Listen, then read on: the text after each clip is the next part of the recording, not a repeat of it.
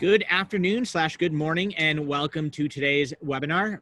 My name is Ishmael, and I'll be hosting a conversation here with Ray about the new normals of CRE investing. To kind of get started and kick it off, I think a good starting point is to tell you a little bit more about who we are. So as I mentioned, my name is Ishmael. I'm a customer experience manager over at Reonomy.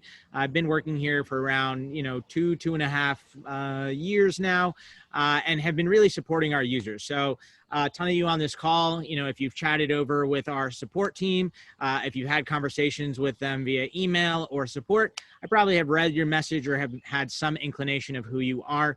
We're super grateful. We have amazing users and really excited to, be able to facilitate this conversation with Ray.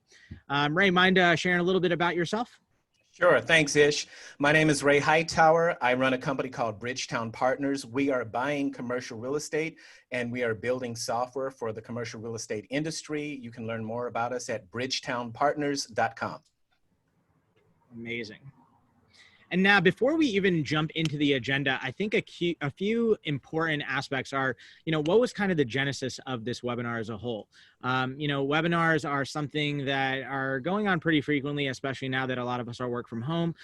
There's been a ton of uncertainty, not only in 2020 in real estate, but as a whole. I don't think any of us here are immune to, the things that are happening in the world, from COVID to the economy to, the political spectrum in America.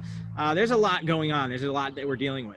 And at the end of the day, we're all expected to go up on our day-to-day lives. And in this case, act as investor developers.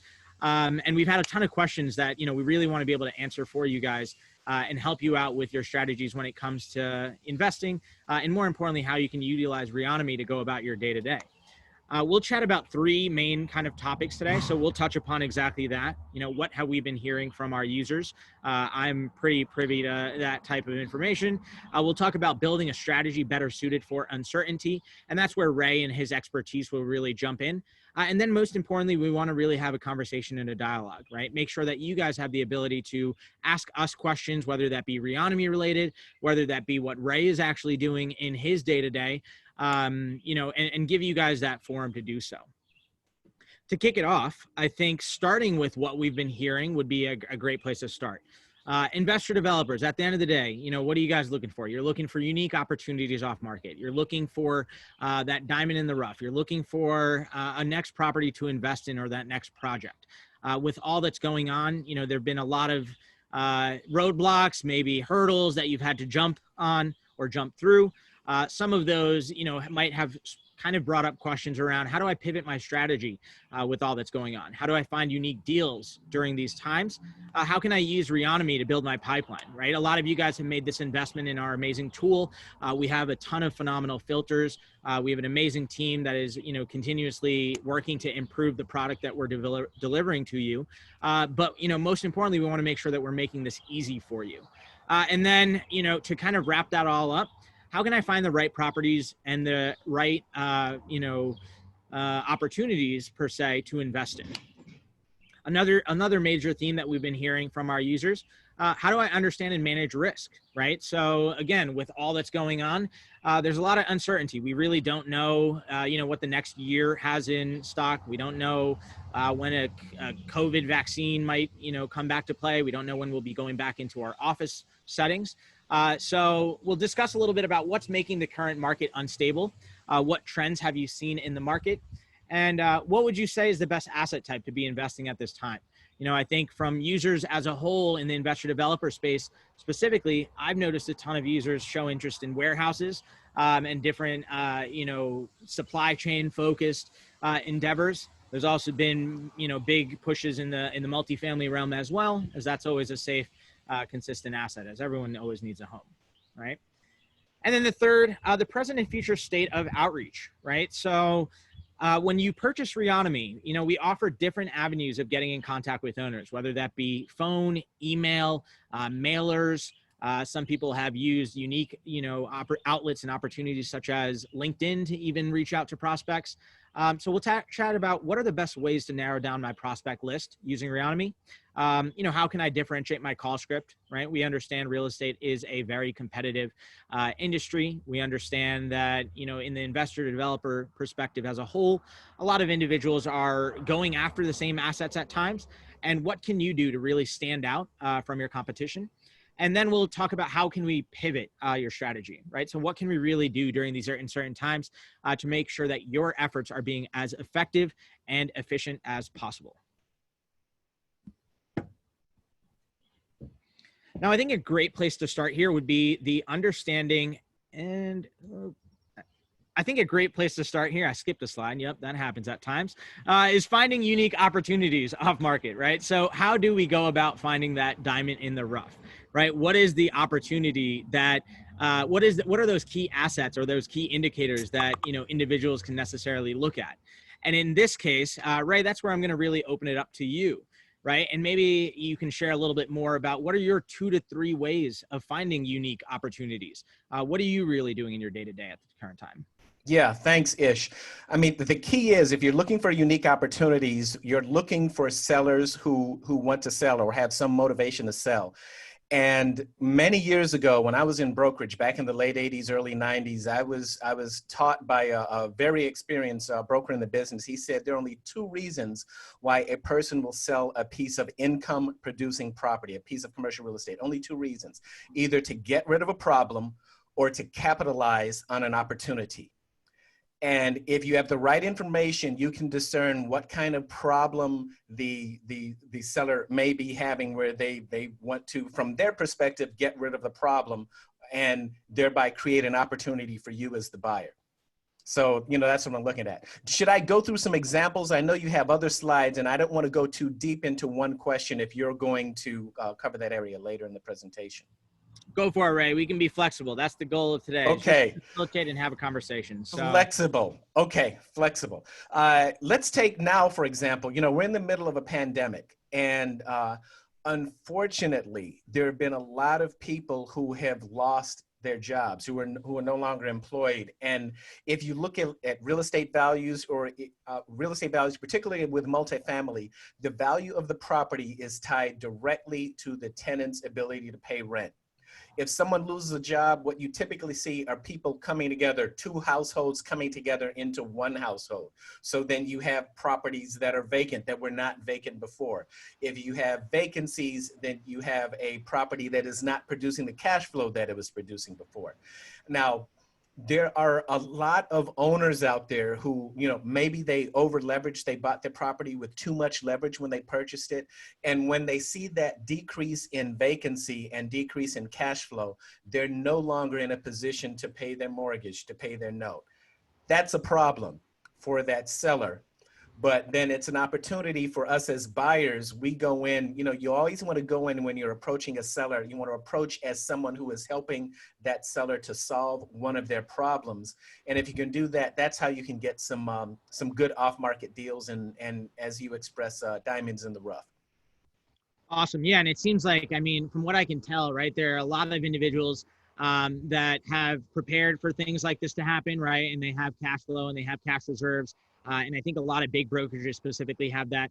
And then you also have that kind of small mom and pop shop, or, what we like to call your independent soloist investor, who maybe doesn't have the privilege of that, right? Maybe that's where you can be a help, and you at the same time can help find a good deal, right? Yeah, that's true. And, I should say a little bit more about that. There's some mom and pop operators who are extremely conservative when it comes to leverage. I'm thinking of a couple, I'm thinking of several right now that I know in Chicago, in multifamily in Chicago, and I can see their faces as I think about them, where they've owned property for years and they believe in 50% leverage or less, or maybe they paid it off totally, and then they go and apply leverage to one of their larger properties and use that to acquire other properties that way. So yeah, there's some mom and pop or independent operators who are in trouble. Maybe if they over leverage, maybe if they read a book about how to buy real estate for no money down and they did it, and now their pockets are empty or what have you. But there's some mom and pops that are very conservative who wouldn't be inclined to sell necessarily in this environment. And then there's some very so-called sophisticated investors, you know, people who've run businesses for years who just over leveraged. You see it all the time. You know, you can be a big business person and still get in trouble. Awesome. No, that makes sense. That makes sense. And then even getting more specific, when you talk about different data points, right? Like obviously, Ray, you're a huge Reonomy user. Are there what data points are you specifically looking at when you are looking for that next opportunity? Oh, yeah, yeah.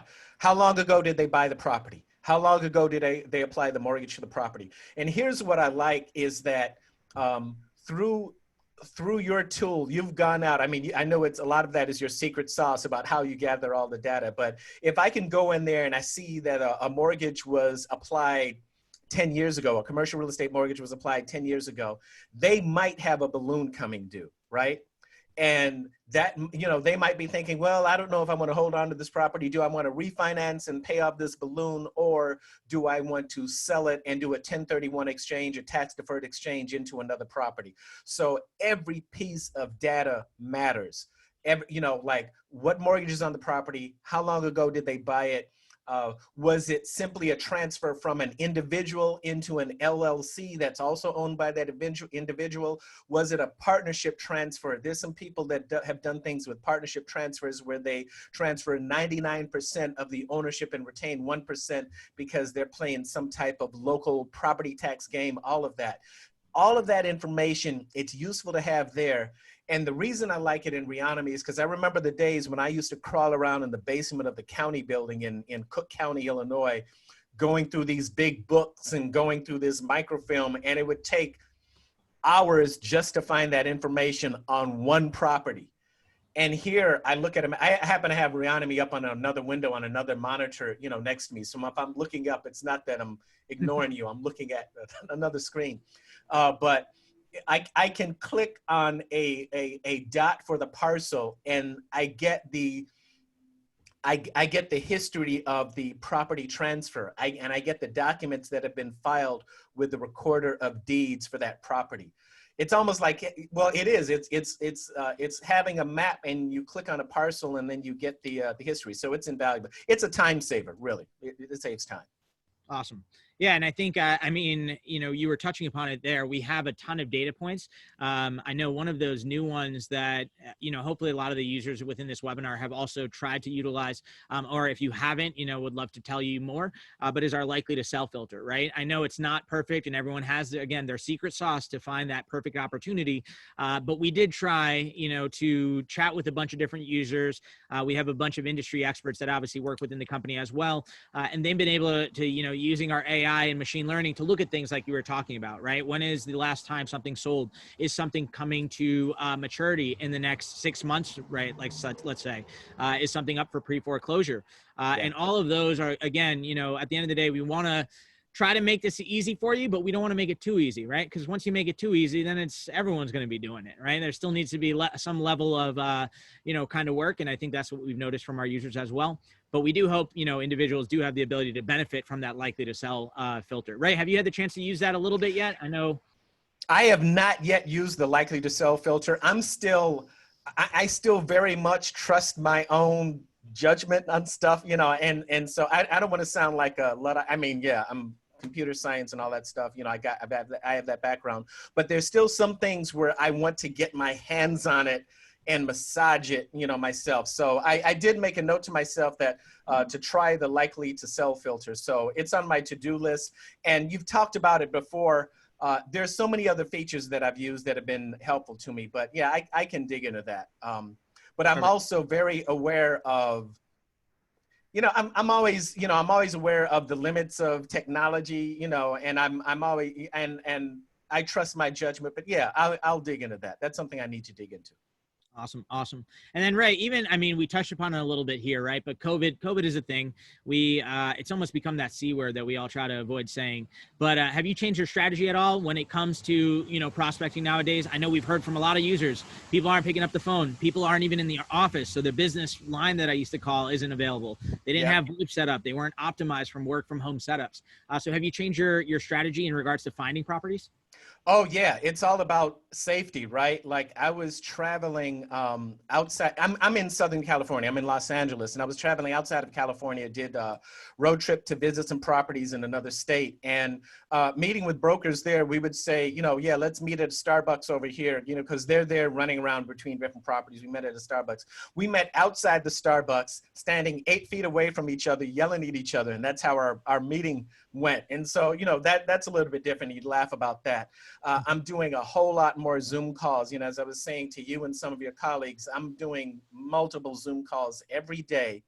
And yeah, it is different. There are not the face-to-face meetings or gatherings that we had before. So it's different. And I think we're all adjusting to that. At the same time, the thing that remains constant, and I think this will remain constant through any business, not just commercial real estate, but any business, call it software development or building widgets, what have you, is the need to build relationships with other people, either other customers or other vendors, and that won't change at all. All right, awesome. And in the essence of time, I think Ray and I, we have a relationship. We can probably talk for hours, but I want to be respectful to all those that are on the actual webinar. So let's translate it and maybe move into the understanding and managing risk here. I think this is a huge one, especially, again, let's call it for what it is. There's a lot of uncertainty. There's a lot of stuff going on. Yeah. What tools and metrics do you currently use to, I guess, analyze your data or look at assets, right? What do you actually trust when it comes to a lot of this information, right? You don't want to make a bad bet or a bad hedge on faulty data, for lack of a better word. So yeah, what are you doing? I trust spreadsheets, man. I've been doing spreadsheets forever. I was doing spreadsheets back when a lot of my colleagues were still using pencil and paper with something called an APOD, annual property operating data, that the Commercial Investment Real Estate Industry Institute used to put out. But I trust spreadsheets. And then as far as what data I trust to put into the spreadsheet, there are organizations like BOMA, Building Owners and Management Association, and what is IREM? I forget what the acronym stands for, but the building owner societies gather data on what expenses look like. If your water is X% of your gross income, yeah, that's typical for a building that size. So I trust that. I'm looking at a lot of trends where what is the typical expense ratio for a property this size? I'm looking mainly at multifamily right now. There was one mixed-use property that I was looking at earlier this year in Chicago, but my main focus is multifamily right now. So most of my answers are going to be in terms of multifamily, but I'm always looking at what are other buildings of similar size paying for their expenses, not just their property taxes, but utilities, electricity, sewer and water, rubbish removal. I'm looking at what is property management, typically what property management fees are typically in the area. And I use spreadsheets very heavily because there's a lot of flexibility there. And over the years, and anyone who's in this industry has built up, you start off with, your typical APOD, annual property operating data, and then you tweak it and you start looking at, what do I want to do in terms of cost per unit, and what kind of leverage do I want to apply here, and what kind of interest rates do I think I can get? I know the market is this, but I know some other people who can do some other terms based on my track record, or I might get a higher loan to value ratio because I've done a bunch of deals with this guy before. So all of that comes together. It's like, Ish, it's like a Rubik's Cube. It's like a Rubik's Cube because it looks really, really jacked up and sloppy and messy until like 2 or 3 moves before you finally solve it. But you'll never solve it if you don't try it and put the effort and the mental energy into it. Oh, you're muted. There we go. I think that's a great analogy. We hear it a lot from a lot of different individuals where they mention, hey, you guys have a lot of different data points. How do I utilize all of this, right? And how do I make it make sense? And I think for everyone, it's typically, starts off with, I don't really know what direction I'm going with. And then it eventually, week or two later starts to make sense and people understand what they really need and want. Right. Even shifting a little bit, we have Reonomy Research, which has been actually a new endeavor from Reonomy. We have an amazing market analyst named Omar, who's been putting in hours and hours of work doing research. But do you have any additional outlets or reports that you rely on to stay up to date on CRE that you can maybe recommend to our users? I read every blog that I can get my hands on. I go to a lot of webinars, and I was going to, multiple boot camps and gatherings. The last big conference I went to was the best ever conference held in Keystone, Colorado, where we skied together, and then we talked about real estate, and it was amazing. So many operators there, people who own thousands of units, and I got together with a bunch of people, some of whom I've known for decades. And so that was a lot of fun and very educational. There are people like, one of the people at that conference is a guy named Neil Bawa, who does a bunch of data collection on ideal places, ideal geographies to invest. And he has a list of criteria that he looks at: job growth, income growth, reduction in crime. And he's systematized that into a spreadsheet that he's shared with a lot of people. So you can Google Neil Bawa, who does that. I listen to people like Rod Cleef. I'm part of Rod Cleef's program and learning a lot from him. Lance Edwards put out a book on commercial real estate investing, starting off with small apartments. So I absorb information all over, even from people who have supposedly been in the business, for fewer years than me or whatever. They may have a perspective that I never thought of. For example, they'll think of a way to use TikTok. I mean, what the heck is TikTok, right? And on all of these tools that are out here. So it's all over. There is more information available on this topic than one human can absorb in a lifetime. That's awesome. I know it seems like, everyone has a lot of good stuff out there. And I think even myself, I try to subscribe to a lot of newsletters out there just to stay on top of it, as it's important that I have some industry knowledge as well. But I probably learn the most from chatting with individuals like you, so definitely. These one-to-ones, dude. Yeah. You and I have had a lot of conversations about, the things that you're doing with the user interface and product development here. And I've learned a lot here, believe me, I'm taking notes during this call. I love it. Yeah. And then even shifting a little bit now to the present and future state of outreach. Do you have a go-to talk track that you use? Or do you have anything that you can do to make your conversations a little bit more fruitful, per se, right? I know we have some funny anecdotes here, but yeah, anything that you'd like to share here? I know, getting in contact with the owner is, at the end of the day, the biggest hurdle. You have individuals that make 20 calls, they get in contact with one, they're happy. You have individuals that, make 10 and get in contact with 0 and are super frustrated. So, I think there's varying levels of expectations and, I guess what people expect. But yeah, tell us a little bit about kind of how you go about your outreach. Yeah. Fundamentally, we have to remember any business is at its base level is a people business. And we have to always be asking ourselves, what's that person's favorite radio station? It's WIIFM. What's in it for me? And I'm thinking about it that way. I was just on a call this morning with a bunch of other CEOs. We get together weekly. I'm a member of multiple CEO groups where we're helping each other and advising each other on our businesses, and that's some of the Zoom calls I'm doing. This morning, one of the other CEOs on the call, a woman who runs a very successful commercial cleaning business, we were talking about a deal that I'm working on in another state, and she said, "Yeah, you want to make sure that you focus on WIFM." And, we laughed about that because we all, what's in it for me? And you always want to have, what is it that the person that you're talking to, what is it that they're most interested in? What are their goals? What are their aspirations? They say if they're selling a property, only 2 reasons they want to sell it is to get rid of a problem or to capitalize on an opportunity.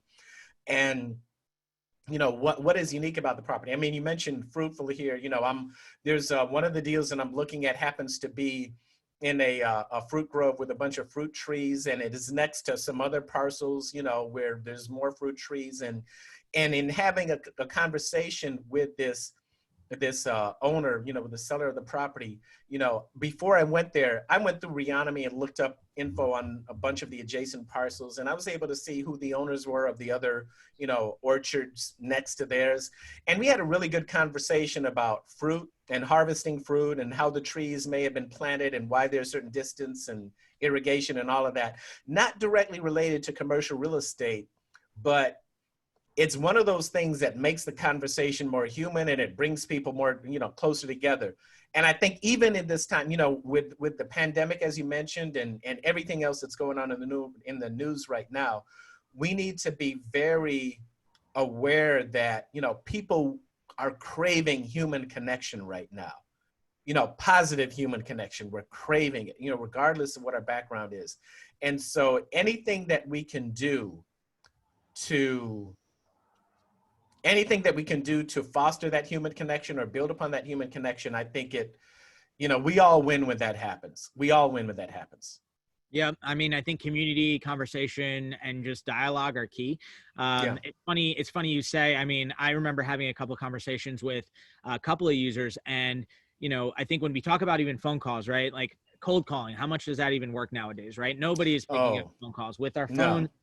Almost automatically guessing who it is. Is it potential spam? Is it coming from this zip code? You also then, or area code, you're also getting now local numbers where people that want to call us and robocall us can use a local number to trick us.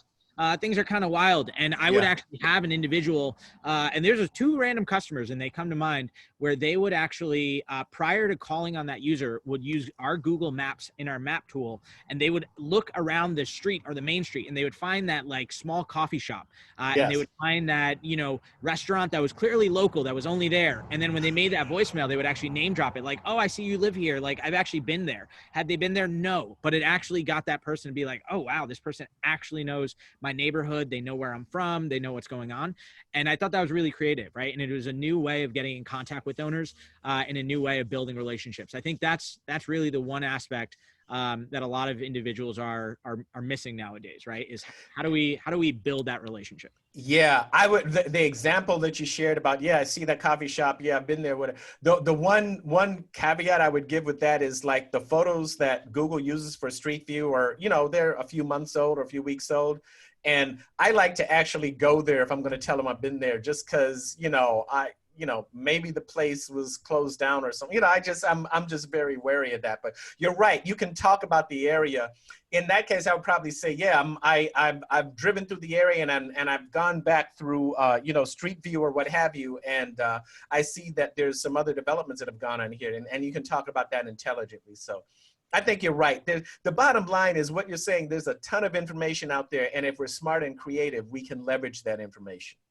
Yeah. And I think, at the end of the day, it does seem, right, like outreach in the future is changing, right? Yes. Calls maybe are not the way. I know when we were even chatting previously, you were surprised to hear that a lot of individuals still only do cold calls, right? Yes. Oh man, cold calls. We used to do cold calls, like I said, between 89 and 94 when I was in brokerage in Illinois. And, we'd go in, and back in the day, you would expect people to be there. They would be there for the phones, right? And you'd have the conversation, whatever. And a certain percentage are going to hang up on you and be rude or whatever. But I can understand the idea of cold calls today.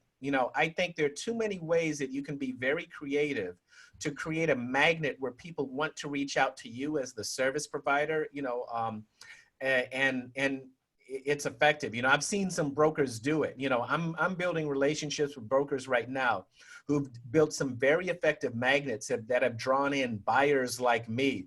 And I talk to them, and they're sources of information, sources of valuable information, market data or trend data or rent surveys or building code regulations and all of that stuff that you don't necessarily know if they had. If a broker is able to provide rich and useful, actionable information like that, that's a wonderful way to build rapport and to build relationships. Perfect. Yeah. And I think the last thing that I mentioned here is for any individuals on this call, if you haven't yet, we actually extended our send mailer feature, which actually allows you to now do direct mail from our platform. When we speak about relationships, we actually have a ton of users that were doing this previously. I think a funny couple anecdotes, one who was having his mother write the letters that he would then send to customers, another that would actually send a $2 bill in every letter. And both of them said that they actually would get crazy amounts of callbacks and people that would actually follow up in regard to their outreach, right? So if you haven't, you all receive 15 mailer kind of credits in your account by default. Those are there as part of this beta. We're talking about obviously building out more avenues to do bulk and purchase additional, but at the minimum, I mean, they're in your account right now. You might as well use them. I think, again, time really does fly. It's right around 2:30. Hoping everyone has a couple of extra minutes, maybe 5 or 10. But maybe you can, if anyone has any questions that they would like to shoot over for Ray or myself, we'd be happy to take those. Just in case someone did have a 2:30, we definitely do really appreciate your time. Appreciate you for joining. Would love to take some questions though. And I'm looking at the question box right now. Someone is asking me to repeat the name of the person who has the spreadsheet comparing neighborhood criteria. His name is Neil Bawa, Nealbawa, and his company is Grow Capitus, Grocapitus.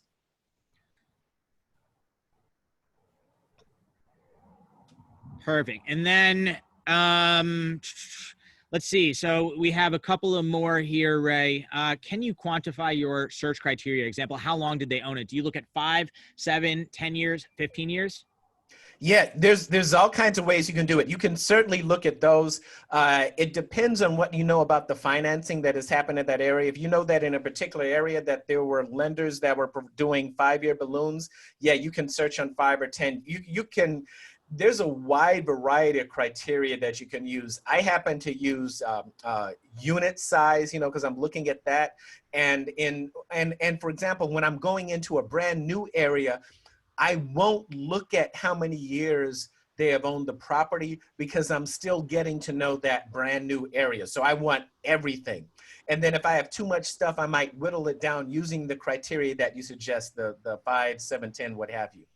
Yeah, but there's all kinds of options there. Lots of flexibility. Perfect. And I really actually love this question here. If before COVID-19, the industry had certain agreements on how underwritings are assessed in terms of reserves, comps, et cetera, do you feel that there are major differences today between underwriting standards between investors and their lenders that can cause confusion and dissonance? I think, yes. The answer is yes. I'm trying to get my student loans refinanced. Yeah.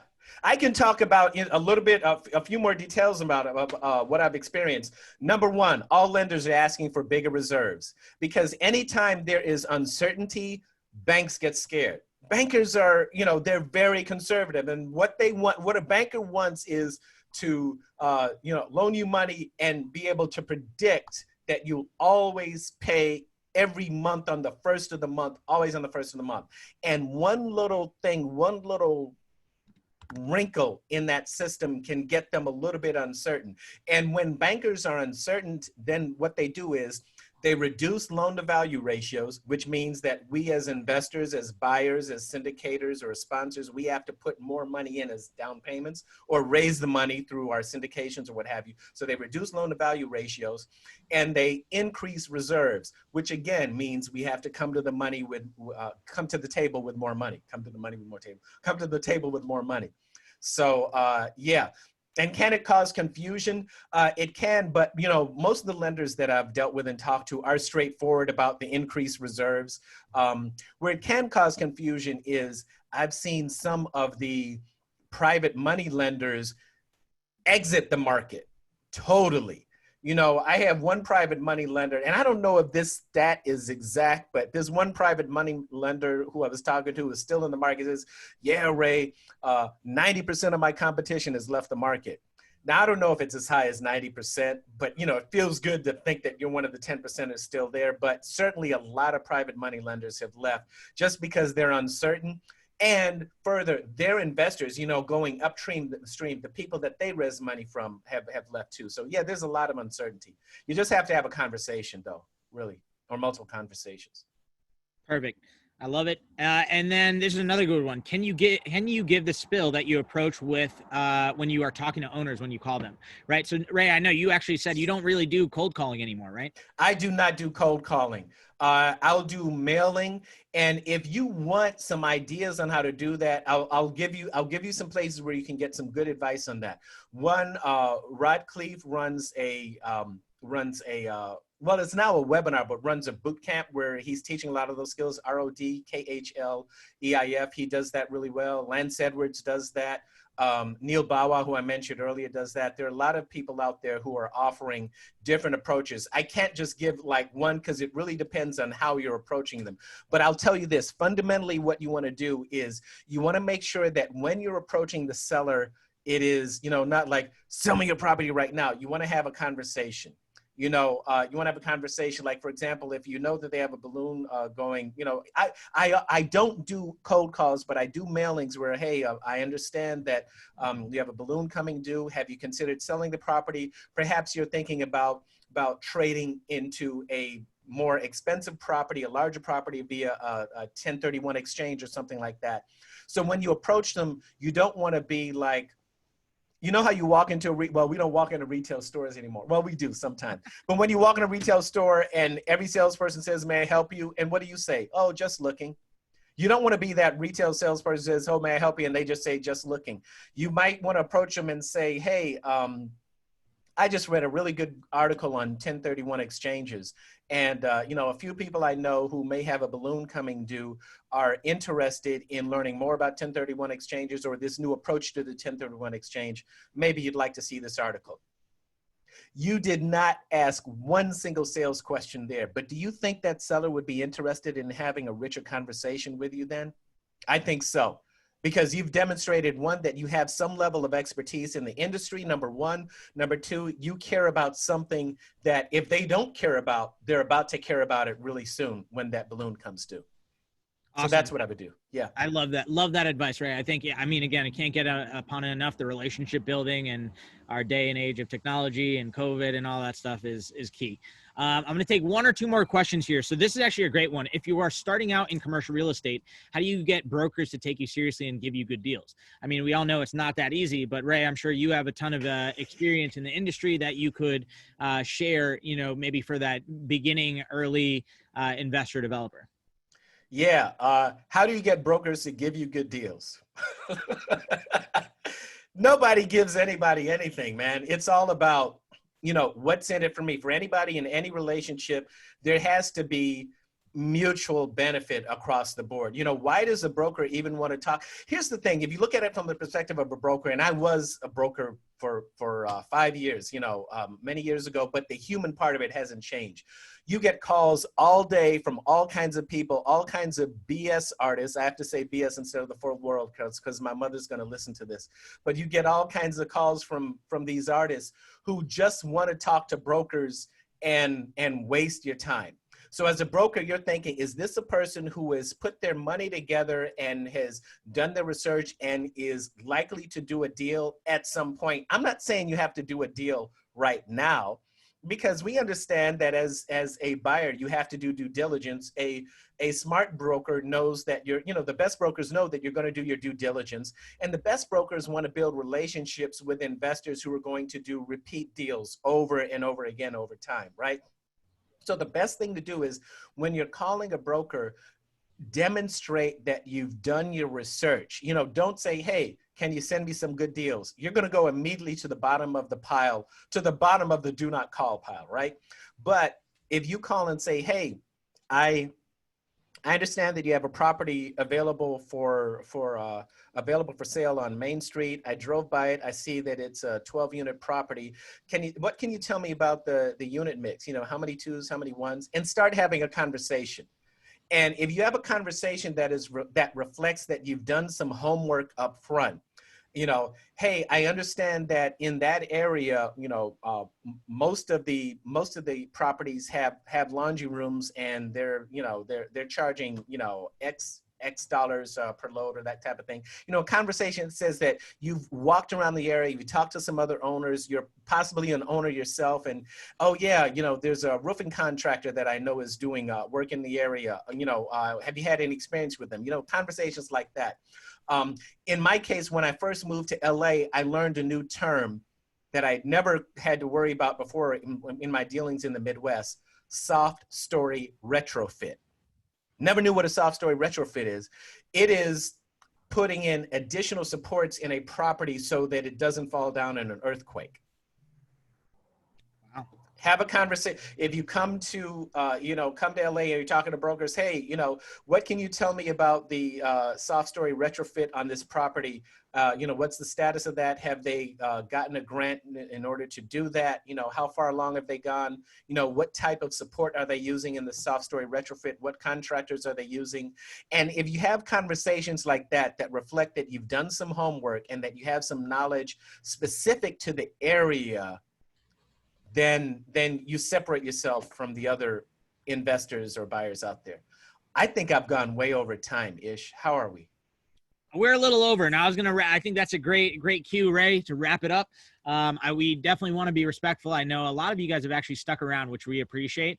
But we know people have, you know, things that they need to get to. So what I'm going to actually do is I'm going to go through all of the questions that we got, and I might follow up with a bunch of you guys individually. And if I can tag team with Ray on those. Absolutely. Otherwise, I mean, just to kind of, I guess, wrap up the conversation here, again, want to thank you all for attending. Ray, major shout out and major props to you for all of your industry knowledge. Obviously, you've been doing this a while. You know what's up. You know how to, you know, kind of get results, right? So I appreciate you, you know, taking the time and sharing with the rest of us. Thanks for having me, Ish. Thank you. Yeah, of course. You will all be receiving a recording of the webinar that you'll be able to actually share around with your colleagues. You can rewatch if you'd like. We also want to hear from you, you know, so if you could take the survey just to let us know your thoughts. If you thought I did a horrible job, I know I definitely clicked a couple of screens too quickly. And that was my fault. All right. I'll own that. I was trigger happy. I'm sorry. Twitter's going to get you for that, Ish. I know. They're coming after me. So I apologize for that. But otherwise, I hope you guys had a wonderful time. I know I learned a lot, and I really appreciate all the conversation and the questions. If you have additional questions about anything like Reonomy research or how to send a mailer or likely to sell filter, send an email to support@reonomy.com. That'll actually end up directly with my team, and we'll take care of you there. If you want to connect with Ray, you can do so via his website. Two websites, bridgetownpartners.com and his personal one, rayhightower.com as well. And then on social media, we also have his LinkedIn and Twitter handle linked. Ray is a phenomenal individual, always happy to help out. And he's a really great guy. So I would highly recommend, you know, you guys. So I owe you that $20. Yeah, you're gonna for those compliments. You'll have to Venmo me after we get off this. All right. Otherwise, thank you all. Stay safe. Have a wonderful day. We appreciate you for joining. Thank you.